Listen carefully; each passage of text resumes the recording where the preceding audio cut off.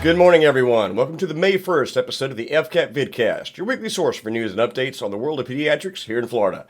I'm John Horn, Publications and Advertising Coordinator here at FCAAP. Grab your coffee. We have got a great show for you today.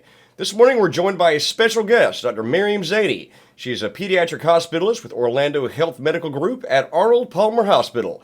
She co-hosted one of our health equity rounds, an educational approach to teaching about racism and implicit bias, with Dr. Joanna Perdomo.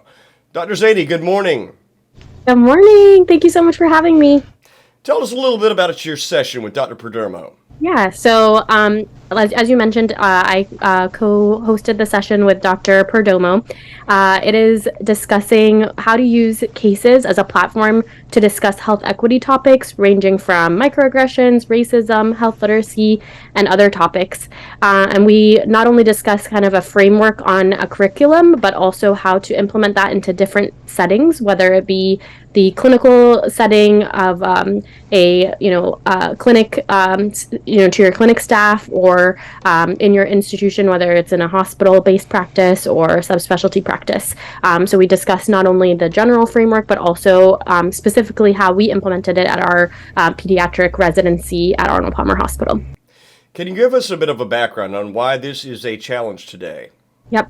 So basically, a lot of our patient encounters right now, there are a lot of factors that affect our patients that are not just based purely on the healthcare that they're receiving, but a lot of other factors that play a role in how they receive their healthcare and how their treatment goes and whether or not they achieve their best health potential, essentially. And so the first step in kind of is acknowledgement and understanding and education regarding the different factors that play a role in our patients' well-being, and being aware of those factors and how we can kind of work with our institutions and our colleagues to try to mitigate those factors to the best of our ability.